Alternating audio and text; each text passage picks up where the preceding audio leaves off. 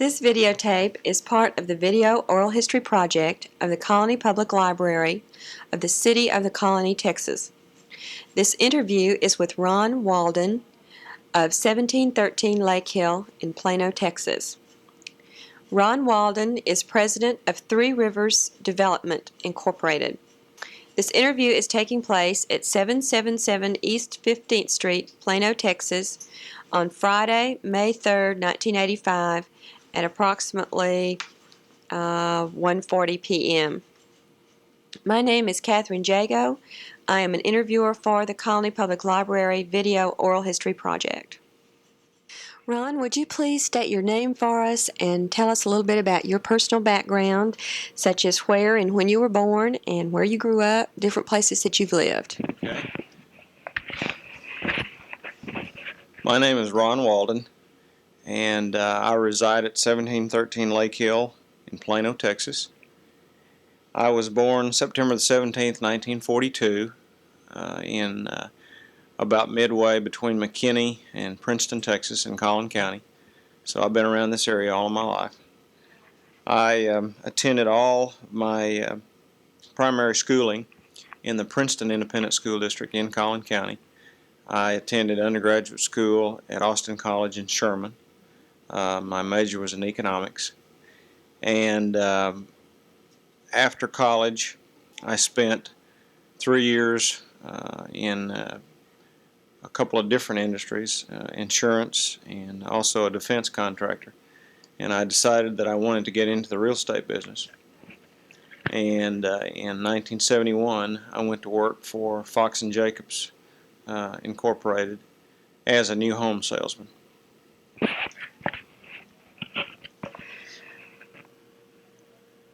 You've mentioned a little of your educational background. Now, why don't you tell us something about your family? Are you married? Do you have children? What are their names? Okay, yes, I am married. My wife's name is Judy. She's a native of St. Louis. We did meet here in Texas 15 years ago. I have a son and a daughter, both teenagers. I'm re-educating myself. I'm kind of growing up again with them, I think. But they're both in school here in the Plano school system, and my wife and I are very active working with our kids and other kids in the community. That's our first, I guess, first love or first interest at this point in time. Can you tell us why you decided to go with Fox & Jacobs initially? Yes. As I mentioned before, I had made up my mind that I wanted to get into the real estate business. As a matter of fact, I had done so after I got out of college, but I was unable to get a position because I'd had no previous experience in real estate. So I did spend about 6 years with other companies, and my last job previous to Fox & Jacobs, I did get some pretty in-depth sales experience. So I decided to make an entry into real estate in new home sales, and I had spent some time and researched the area companies, Dallas area companies in new home sales, and had made up my mind that Fox & Jacobs was the best in the area. And so I made application to them for a job in home sales. And I remember quite distinctly telling them at that time that I was an experienced salesman. I had made up my mind to sell new homes, and that I wanted to sell for them because I believed they were the best in the market. And at that stage of my life, and as I recall, I was 28. I was like typical salesman. My ego always led, and I said to their sales manager at that time, "I've made all these decisions, and I've picked your company, and if you don't hire me, it's your loss, not mine." Well, it seems that it was a successful move for you, at least. Now we're going to discuss the colony project specifically, and we need to know from you just where you were with the Fox & Jacobs company at that point and how you became involved with the project to start with. Okay. I spent about a year in new home sales with the company, and was fortunate enough at that time to be interviewed by Mr. Fox himself for a job as what they call land acquisition manager at that time. Up until that time, for the first 20-odd years of the company's history, Mr. Fox had done primarily all of the land search and negotiation and acquisition and planning and follow-through himself. And the company had grown to such a point in 1972 that he needed to diversify and have someone else take some of that responsibility. And I was fortunate enough to get that position. So I had about a year's experience in that area of the business when the decision was made to search for what was to become the colony. Did your role change within the company throughout the existence of the colony project? I guess it would be accurate to say that the colony and I sort of grew up together in the land business, because I was still green myself in the business, having only been in it about a year, when the company had a need to replace the land that it had in Carrollton at that time, which is today still known as the Wood Lake subdivision. And I remember quite well that Mr. Fox directed me to start the search process in the area around Wood Lake, which would have been North Carrollton. And it just expanded out in concentric circles until we came to an area where we could find land that met the company guidelines, which were land that was easily accessible with access to jobs and schools in what was considered a desirable school district, with the opportunity from some place or another to get water and sewer service. Land that would be suitable for the building of single-family residential homes, so it couldn't be too rough. And last but certainly not least, land in a price range where we'd be able to go ahead and build middle-income housing. And that's really where the colony began, is during that search process to replace Wood Lake, as fate would have it, I suppose, back in the 1972, late 72, early 73 time frame. There was a lot of syndicated investing in real estate, and speculation around the new Wood Lake subdivision had tripled the land prices within 2 years of the time that Mr. Fox had bought what was to become Wood Lake subdivision. One of the reasons the prices had increased so dramatically was because of the tremendous success of the subdivision. The company had hoped to sell, maybe 50 homes a month, and by early 1973 they were selling 3 times that number. So there was recognized a tremendous demand in what the company thought of as the Northwest Dallas market corridor for single-family detached homes in the medium price range. So obviously it became apparent that the company was going to run out of lots much sooner than anticipated, and would really need some new inventory as early as 1974. So as I say, we began the search moving out in concentric circles, and we looked as far west as Flower Mound, and we looked as far east as the western perimeter of Plano, and we looked as far north as Frisco, and obviously our southern boundary was Wood Lake itself. And what we found that eventually became the colony was a large, it was actually a multi-ownership parcel of land there at the, or north of the intersection of existing Farm to Market 423 and State Highway 121, where speculation had been pretty much kept in check because there was no existing supply source for water and sewer utilities. So that's where we began the project.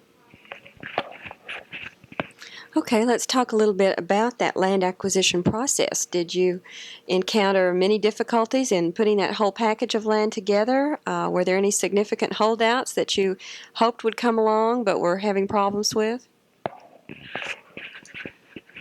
We actually started the search process about October of 1972, as I recall, and we were fortunate in that we were able to locate a gentleman who was a broker in the area where the colony is located now, who had done business with most of the landowners who lived there previously.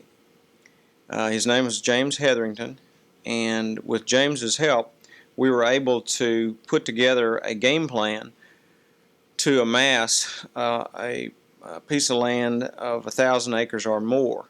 And we had a critical mass that we had to achieve because we knew we were going to have to put in a new water and sewer utility system because the Carrollton system was too far to the south and the Frisco system was too far to the northeast, and Louisville was on the other side of the lake. You just can't put in a municipal utility district, or at least you couldn't in those days, for less than 1,000 acres of developable land. So we knew we had a critical mass to achieve, and we also knew that with some speculation already going on in the marketplace, if anyone discovered that we were making a large acquisition in the area, that it would probably defeat the project. So we were able to use James Hetherington as in a trustee relationship. And he went out and just quietly called on individual landowners and put together, in early 1973, what finally amounted to over 3,000 acres of land. I don't recall that there was any single piece where there was a insurmountable holdout or anything really that protracted. Obviously, when you acquire, and my memory is there were over 30 parcels involved, so a large number of them, and some degree of the success of the acquisition part of the process was due to the fact that the heirs of the Griffin family, who had originally settled in that area, still own many of the key pieces of property, and they were, for the most part, retired farm people. And so they were willing sellers. It did take some months, as my memory is that we closed on the first piece of land in about April of 1973, and the closings carried on, and we closed some parcels as late as into 1974. But I would say that the most interesting and protracted negotiation and acquisition process took place on the parcel which Mr. H.R. Bright owned at that time. Everybody that knows him calls him Bum Bright, and of course he's built quite a well-known empire, including owning the Dallas Cowboys now. But he owned 131 acres that was the northeast corner of 423 and 121, and it took us over 2 years to get him to agree to sell that piece of property. And as a matter of fact, when he did, what he wanted to do was trade for it. So we actually acquired the southwest corner of Old Denton Road and 121, which also fit into the large farm that he owns just south of 121, in order to trade it to him for the 131 acres. And he is not only an interesting gentleman, but one of the hardest dealing land traders that I'd ever dealt with, because my memory is we gave him an equal sized piece of property for his property plus $1.5 million. So that easily was the most interesting and probably the toughest negotiation out of the whole acquisition. Well, was it worth the $1.5 million plus the equal trade?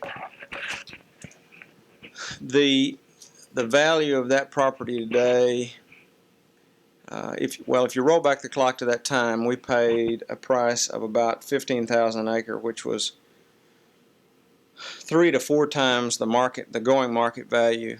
That property today is probably worth easily 6 times what Fox and Jacobs paid for it, because as Mr. Fox could see at that time, when the colony was fully developed, that intersection was going to become the probable location, and of course that's not yet happened, but we still think it'll probably be the location of some sort of major mall or shopping facility, which will make the value well worth the effort. Thank you.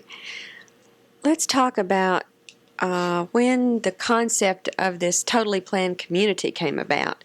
Up to this point, we're talking more or less your traditional development, it sounds like, but at some time in this sequence, this concept of a new community, completely planned, laid out, everything done before we even sell our first house, all of this comes into play. Can you talk to us about when that occurred, who had the idea, and what took place? Well, as much as I would like to take credit for it myself, Mr. Fox's vision was always the leading element in our decisions, particularly in the early years in the colony. And I don't know at what point he first said to me that what we had done in putting together 3,000 acres of land was going to be more than just a super subdivision, if you will. It would have had to been after we began to acquire the property, and I do remember that in about September of 1973, I began the work with the various utility companies, being Texas Power and Light and Denton Electric Cooperative, Lone Star Gas, and of course Southwestern Bell Telephone, to let them know where and when the company was planning to subdivide and what to expect in terms of volume and type of development. We also began the thought process late in '73 of putting together the first plats for the first subdivision sections. We had not decided at that point what kind of a master concept plan we should go after, and we wound up doing that in 1974. My memory is we started that thought process in the spring of '74, and we interviewed a lot of planners from different parts of the country to work on that first comprehensive plan. And we wound up having the lead work done by the firm of Strickle, Rollins and Associates out of Arlington, and they did the first comprehensive plan for the colony, and I believe we wound up with a completed date for the first one of like October of 1977. So it was a lengthy process. It wasn't just a matter of sitting down and taking all of the surveys of the property and putting them together and laying out a thoroughfare system and putting in land uses. We involved, over that period of about 3 years until that first plan evolved, many of the folks who were active in the homeowners association at that time.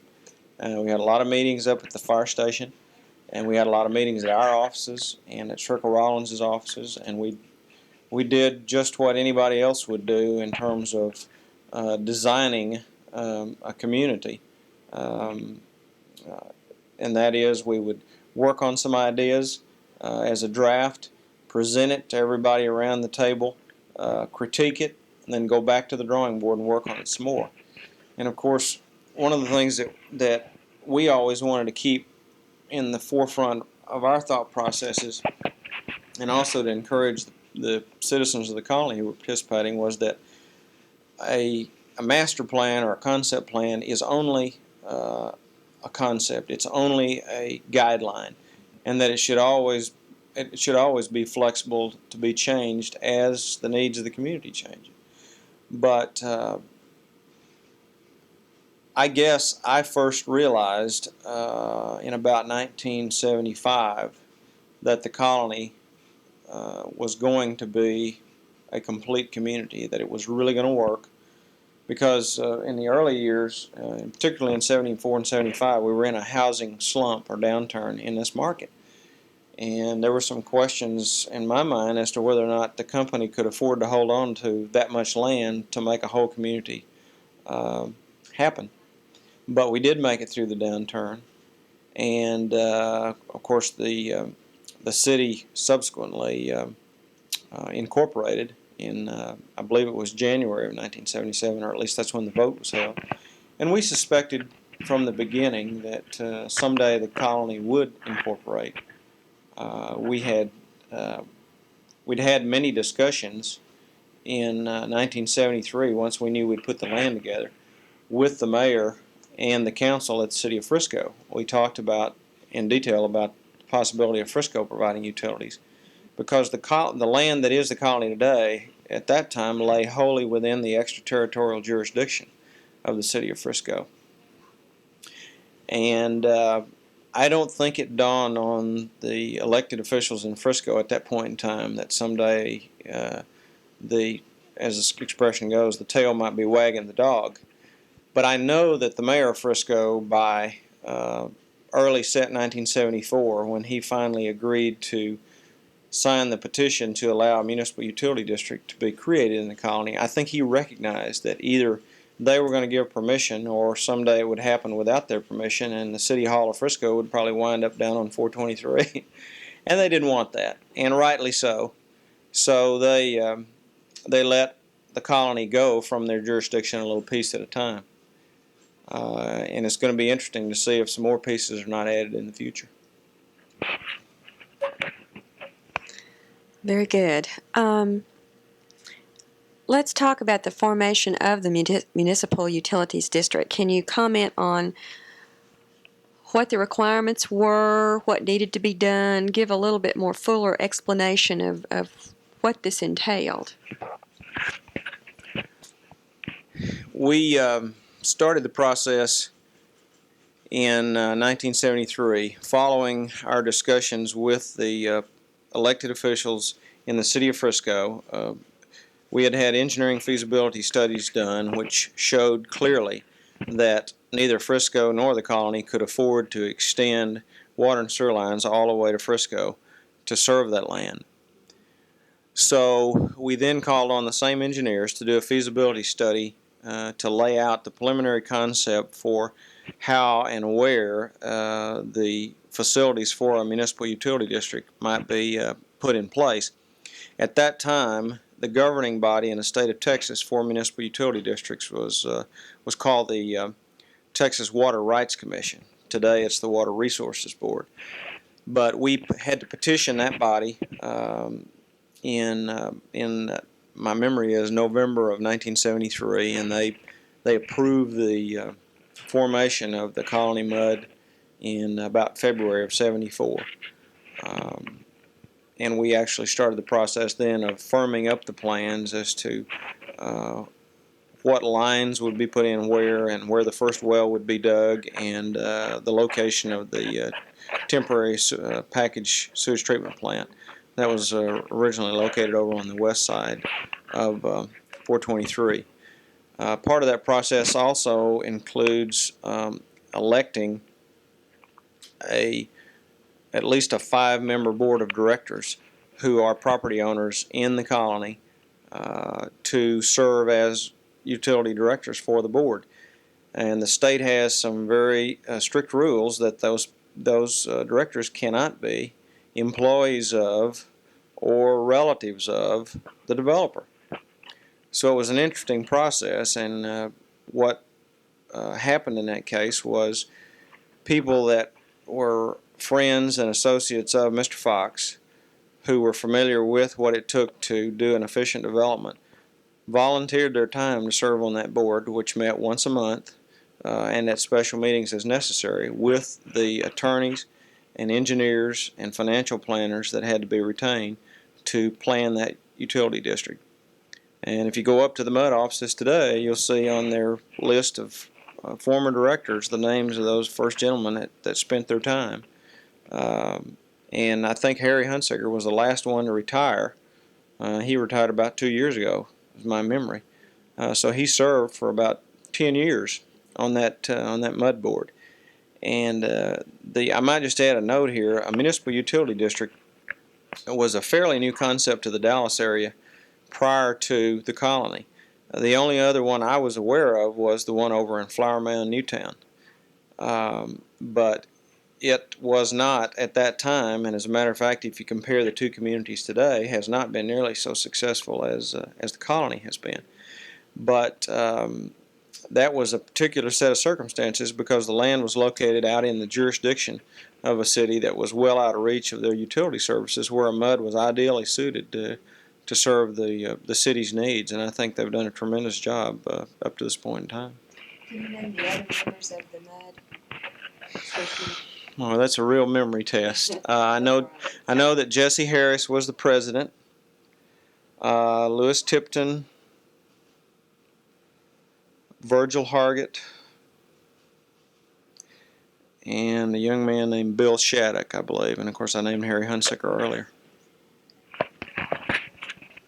You've brought up Flower Mound, Newtown. Was there any sense of competition between the development of the colony and the concept of Flower Mound, Newtown? We've got almost essentially two planned community developments going in at near the same time frame. Can you comment on that a little bit? There was, I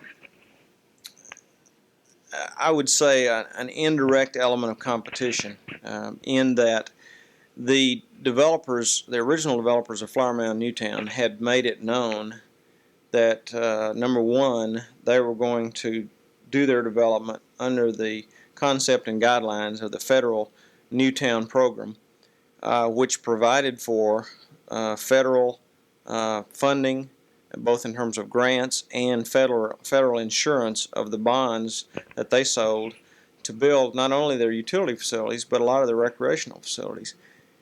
The second point was the developers of Flower Mound, Newtown had made it known that they planned to do what we would call an upper income or upper middle and upper income development. That it was going to be the place to live. On our side of Highway 35, if you lay it out in geographically in those terms,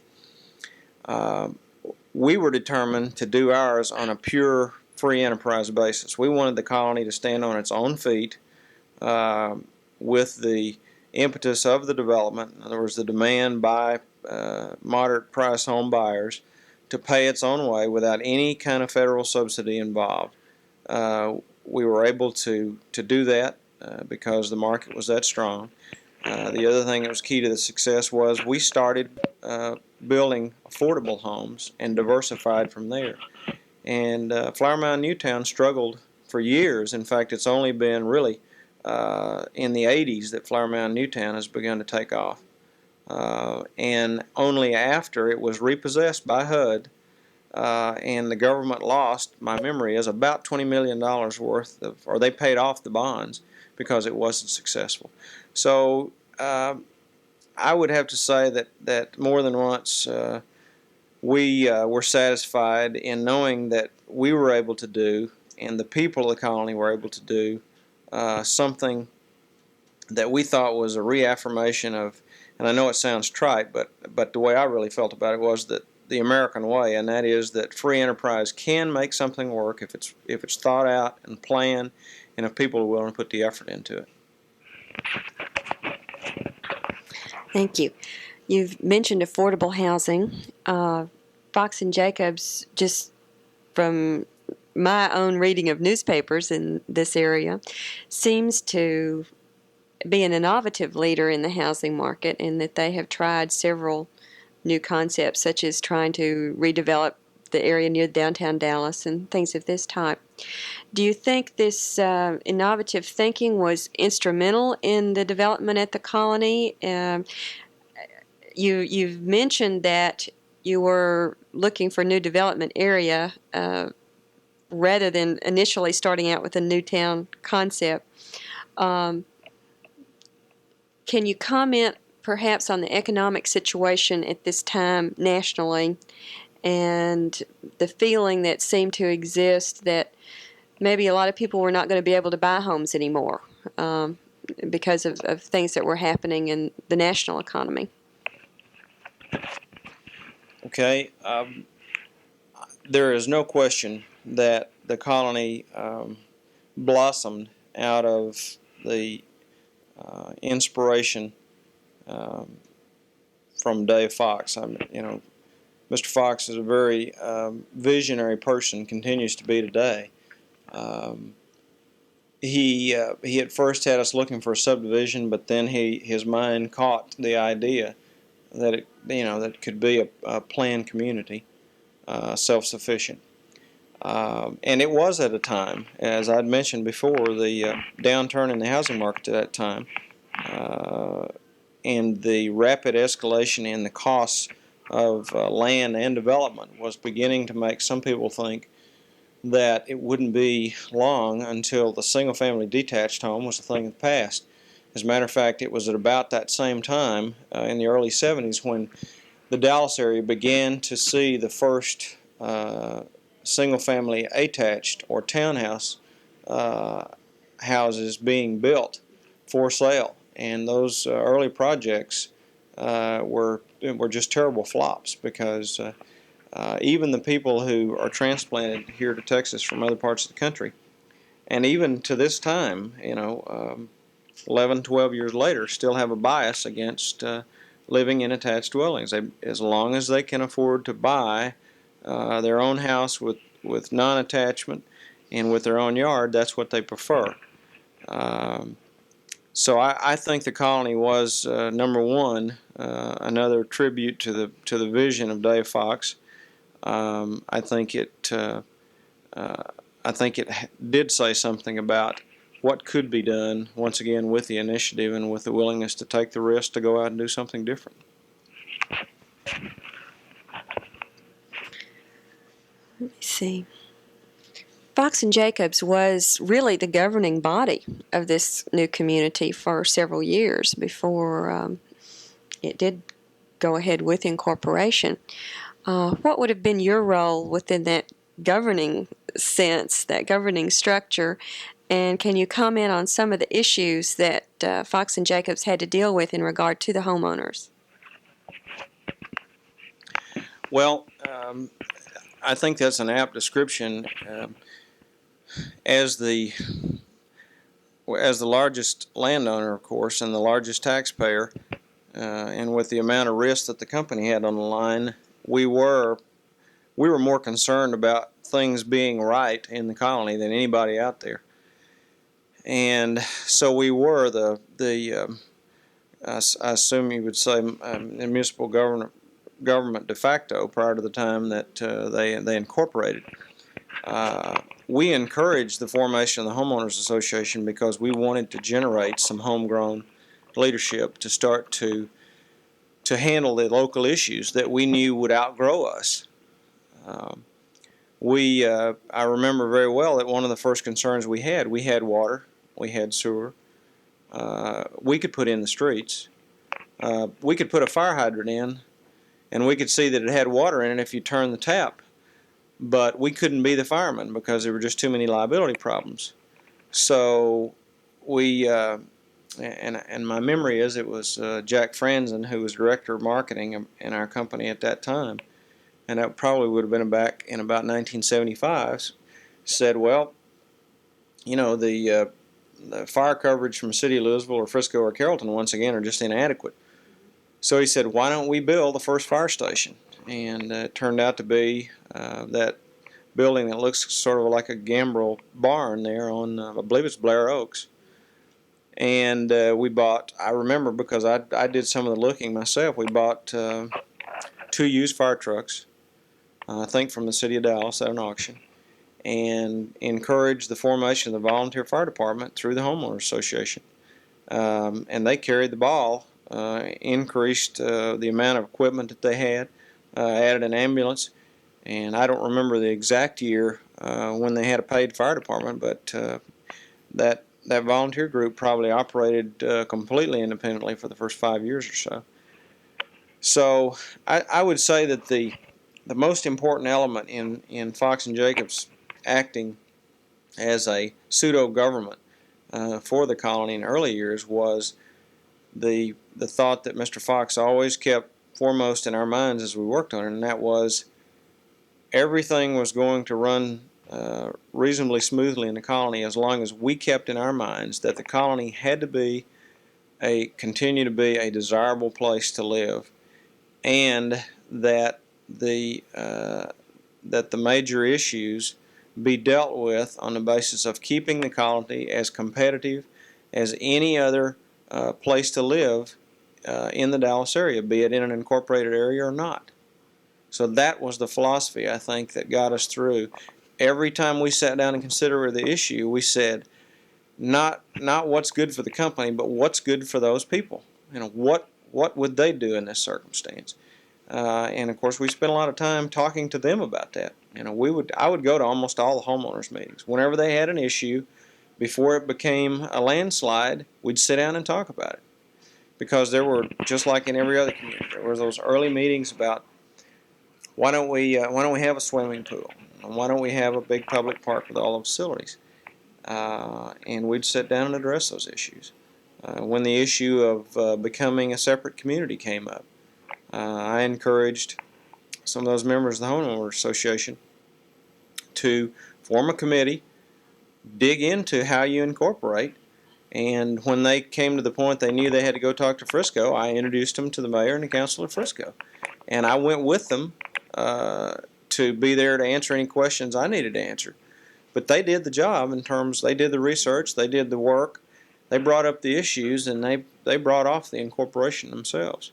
So we were just a shadow, really, at all times. And I also remember that after the city incorporation in January of '77, once we had in essence, a dual governing system where you had a utility board and a city council that operate independently, and both with sources of revenue and operations to run, there began to be some friction between the two.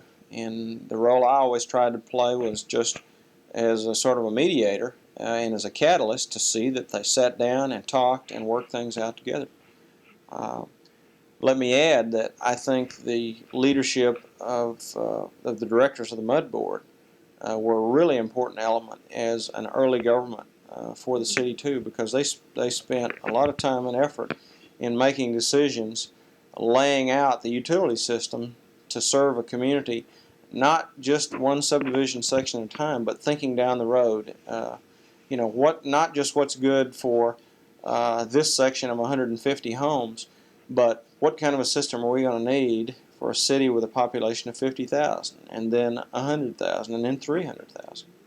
And that part of the planning process was very important. Can you comment a little bit, still in this same time period, this early development, on the need for police protection and the problems involved with that? I don't remember exactly when that began to come to the fore. I would say that once again the first people moved into the colony in October of 1974, and I would say in the spring of '75 we began to recognize that our night watchmen, who watched over not only our compound sites and the houses that we had under construction, but also, since they were, quote, in the neighborhood, drove the houses to see that there weren't any disturbances and called the sheriff's department. We did have some early meetings with the county and the sheriff about protection, and we worked out a system to be able to call into their substation in Louisville and get faster response. But we began to recognize later on in '75 and in '76, as successful growth was achieved, that we needed more professional service. So we wound up making an arrangement with Neighborhood Co-op Patrol to have some paid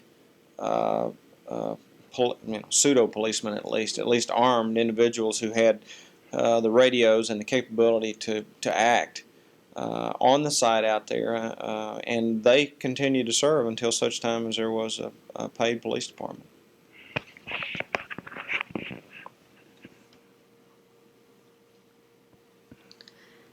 At a little later in time, as we get nearer the 80s, not sure of the exact time period on this. I've just heard some comments. An issue of the quality of the housing that Fox and Jacobs was at that point deciding to go with came up among the citizenry. My research indicates this had to do primarily with the square footage of the units and the materials used primarily on the exterior, I think, on these newer units that were being built. Can you talk a little bit about that occurrence and what Fox and Jacobs' thinking was, what some of the issues were, and how Fox and Jacobs responded? That was 1980. My recollection is, if I can roll back in time, once again, when you are developing out in the county, you only have to subdivide according to the county standards until such time as a community has standards. So even prior to the incorporation of the city, we had met with the county officials and said, we're going to be developing subdivisions, and they will be in accordance with your county ordinances, with the exception that we're not going to be putting in septic tanks. We're going to be putting in regular sewer system, but that's going to be, and the water lines and sewer lines and facilities are going to be maintained by the utility district, owned and maintained by. But the streets are going to have to be dedicated to the public, and that's going to be initially at least a county responsibility. But the interesting point is the county required asphalt streets, and we wanted to put in concrete streets with curbs and gutters because, once again, we were trying to build a community that would fit in with the rest of Dallas and we knew was going to last. And the interesting thing was that the county was not prepared to maintain concrete streets. They could maintain asphalt, even though asphalt doesn't last as long as concrete. So we made a special arrangement with the county to maintain the concrete streets and then turn them over to the city once the city was created. But along in that early period of time, we deed restricted each subdivision as it was platted. And we deed restricted each subdivision to single-family detached homes only. And we also put a minimum house size of 1,000 square feet on each section. In some of the sections, because we began to sell several different price ranges of houses, some of them had deed restrictions up to, I don't know, 1,400 or 1,600 square feet. But the whole colony had a minimum of 1,000 square feet, always had it. Well, in 1980, the company developed a prototype for a line of houses that where the customer have an option as far as the masonry on the exterior of the building being either stucco or brick. And at that time, we started to build that particular series of houses in all the communities where they had, similar masonry requirements, and that was permitted in the colony. So we built 2 prototype houses on the north end of the colony, not far from 423, with stucco on them. And one of the houses, as a matter of fact, was, and I'm trying to remember this, but I think it was under 1,000 square feet in size, and that was done by an oversight in our construction department. And at that time, I was out of the land function for a short period of time and was in general management. But I remember getting back into it because I was called on to remember how we got where we were in terms of the minimum house sizes. And by the time I got back into the picture, there was a sizable uprising about, it looked like Fox and Jacobs was going to build nothing but small houses in the colony, and they're all going to be made out of stucco, and they're all going to be painted blue and white and red. And so there was a real hubbub. So I employed the same process that had always done, for the best in the past, and that was, let's sit down and talk about it. So we sat with the head of the committee of homeowners that were petitioning to have the minimum house size increased, and also the elected officials, and worked out a compromise. My memory was that was the first time that Marlene Poole, who is currently serving on the council, got active in the government in the colony, and she helped work out the compromise where we we actually set up a procedure with the city to at the time we platted a subdivision section to commit to what size houses would be in that section. And we also committed to a mix of housing for the whole community. Interestingly enough, the mix was the same mix we had prior to that time, but it gave comfort to those people who were concerned about that mix was going to be continued or exceeded. And the other thing was, the one radical change that did come out of that particular incident was that stucco was eliminated as a masonry form completely from the colony, which we felt like was a mistake because, it certainly used for trim purposes, there's nothing wrong with stucco. But that's one of the things that comes out of it when you don't do your homework. Thank you. In some of the other interviews that we've conducted, the reference has come up that the Colony, Texas is a frontier community, even though it's in the 1980s rather than the 1880s. Do you have any feelings about that and any comments you'd like to make? I certainly would characterize it as a frontier community. Number one, the concept itself was a new frontier, going out and creating or conceptualizing and then over a period of time creating a totally new and independent community without support from either the state or the federal government. And certainly the people who were the homeowners out there in the early years, and I would carry that on through certainly into the late 70s, were pioneers as far as I was concerned, because they had to, I've been asked about this before, and it's an interesting fact. The colony is not any closer to Dallas than it ever was, but Dallas is a whole lot closer to the colony than it was, because the growth has steadily moved toward the colony. And so the job centers have moved closer to the colony. The original people that lived in the colony had to make a sacrifice. Even though a lot of the people were employed in either Louisville or Carrollton or out at the new DFW airport, they were driving. They were all commuting to get out there. There was no shopping center. I built the first convenience store that was built out there. They had to depend on a volunteer fire department. Our telephone system, even though it was provided by Southwestern Bell, certainly because of the toll calling, had been nothing to brag about. In fact, that hadn't been resolved till today. But I think of the people of the 70s in the colony certainly as frontier people or pioneers. Can you characterize the sense of the community, the type of individuals that have bought into this area and are living there now? Well, unfortunately, we're living in a time in our society when you have so much turnover in a community that it's kind of like being a native Texan. You're in the minority most of the time, and we've had a lot of good people in the colony who made contributions that have moved on to other climes.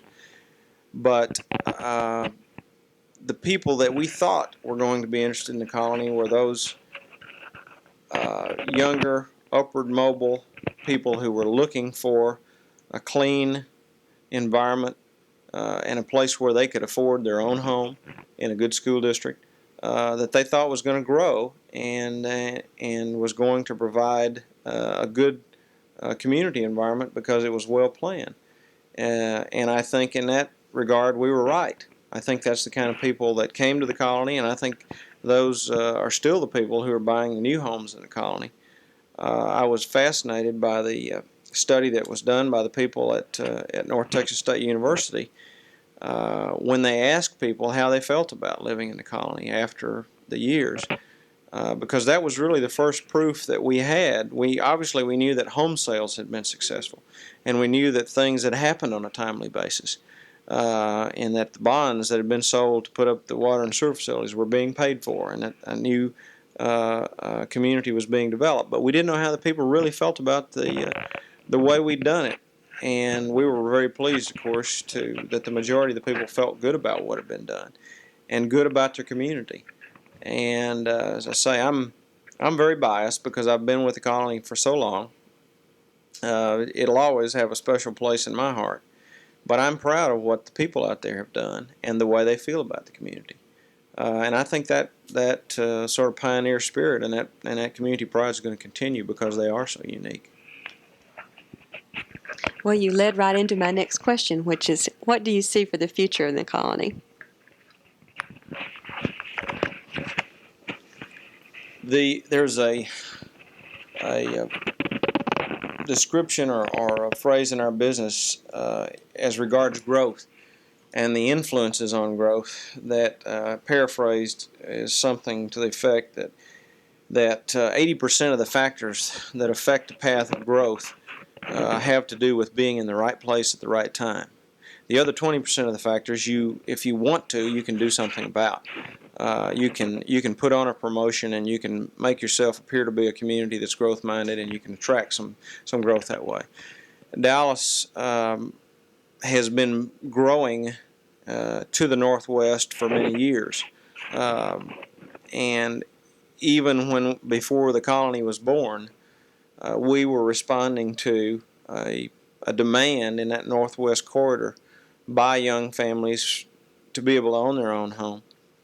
And it was that same impetus that has brought the city of Dallas on up as far as having taken over the old community of Renner, and the city of Plano all the way over from Preston Road now to almost the railroad track that's still the eastern boundary of the colony, and the city of Carrollton and Louisville right up to 121, and the city of Frisco to begin to move south. I believe that today State Highway 121 will probably exceed the time schedule and become a major east-west thoroughfare prior to the time that the much talked about State Highway 190 or Loop 190 gets implemented. One of the keys to our location in the colony on 121 was the easy access to DFW Airport. That's been one of the keys to the growth in the corridor. When Ross Perot made the major acquisition, which is now just due east of the colony on 121, about 5 years ago, there was no question that the growth was going to encompass the colony. When IBM came forward back in 1978 and bought what amounted to 1,100 acres there for a site, which they still haven't broken ground on today. But that, we believed, would become a major facility for an industrial complex at some time. So we see more and more factors that point the way to me that says that 121 is going to become a major industrial, commercial, office corridor, and obviously the colony is sitting right on top of that gem because the colony has, even at the present time, about 1,800 acres of prime land to be developed as higher density or higher use commercial and industrial property, which will be a tremendous asset to the city, image-wise, tax base-wise, and an employment base. And I expect to see things happen either in Frisco or Carrollton or Louisville and Plano that will complement that growth. We have tried to touch on what we could identify as some of the major things to talk with you, but very likely we have overlooked something maybe of significance that you would like to mention or discuss yourself. So if you would, think and take a minute and see if there is any other major concerns that you feel need to be documented for the future history of the colony.